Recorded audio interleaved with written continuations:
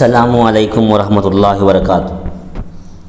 عن عبداللہ رضی اللہ عنہ قال قال رسول اللہ صلی اللہ علیہ وسلم ان الصدق یہدی الی البر وان البر یہدی الی الجنۃ وان الرجل لیصدق حتی یکون صدیقا وان الکذب یہدی الی الفجور وان الفجور یہدی الی النار وان الرجل لیکذب حتی یکتب عند اللہ کذابا۔ حضرت عبداللہ رضی اللہ عنہ روایت فرماتے ہیں کہ اللہ کے رسول صلی اللہ علیہ وسلم نے ارشاد فرمایا کہ یقیناً سچائی نیکی کی طرف رہنمائی کرتی ہے اور نیکی جنت کی طرف لے جاتی ہے۔ آدمی سچائی کو اپناتا ہے یہاں تک کہ صدیق بن جاتا ہے، اور جھوٹ یقیناً جھوٹ فجور کی طرف رہنمائی کرتی ہے اور فجور جہنم کی طرف لے جاتا ہے۔ بندہ ہمیشہ جھوٹ بولتا رہتا ہے یہاں تک کہ اللہ کے پاس سب سے بڑا جھوٹا لکھ دیا جاتا ہے۔ محترم حضرات، اس حدیث میں اللہ کے رسول صلی اللہ علیہ وسلم ایک طرف سچائی کی اہمیت بیان کی ہے تو ایک طرف جھوٹ کی قباحت بیان کی ہے۔ ایک انسان کو اگر مسلمان بننا ہے، سچا مسلمان بننا ہے، صدیق اگر بننا ہے تو اسے چاہیے کہ زندگی میں ہمیشہ سچائی کو اپنائے اور جھوٹ سے دور رہے۔ محترم حضرات، اس حدیث میں اللہ کے نبی صلی اللہ علیہ وسلم اپنے امتیوں کو سچائی کی اہمیت اور جھوٹ کی قباحت سے آگاہ کیا ہے۔ ایک بندہ اپنی زندگی میں ہمیشہ سچائی کو اپنائے، ہر موقع پر ہر مرحلے میں سچ کو اپناتے ہوئے سچائی کو اپنا شیوا بنا لے اور برائی سے، خاص کر جھوٹ سے کیا ہے، اپنے آپ کو بچائے رکھے۔ یہ تعلیم یہاں پر دی گئی ہے۔ بخاری شریف میں ایک اور مقام پر ہمارے کو ایک حدیث ملتی ہے جس میں اللہ کے رسول صلی اللہ علیہ وسلم فرماتے ہیں کہ انسان سچ بولتا ہے یہاں تک کہ ڈھونڈ ڈھونڈ کر تلاش کر کے سچ بولتا ہے، یہاں تک کہ وہ بندہ اللہ کے پاس سب سے بڑا سچا یعنی صدیق شمار کیا جاتا ہے۔ اور اسی انداز سے ایک بندہ جھوٹ بولتا ہے اور ڈھونڈ ڈھونڈ کر جھوٹ بولتا ہے تو اسے اللہ کے پاس سب سے بڑا جھوٹا قرار دیا جاتا ہے، لکھ دیا جاتا ہے۔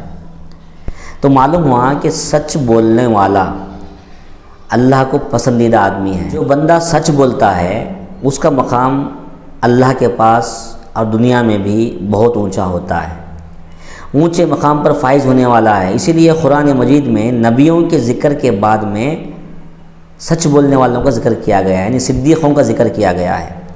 تو جو بندہ صدیق ہوگا وہ نیک ہوگا، جو بندہ صدیق ہوگا وہ سچائی کو اپنا شیوا بنا لے گا اور لوگ اس کے اوپر اعتماد کریں گے اور اس کے اوپر بھروسہ کریں گے اور اس کی کسی بات کو ٹالیں گے نہیں۔ اسی لیے ہم دیکھتے ہیں کہ اللہ کے نبی بچپن سے سچ بولتے تھے، لوگ اسی لیے آپ کو صادق کہا کرتے تھے۔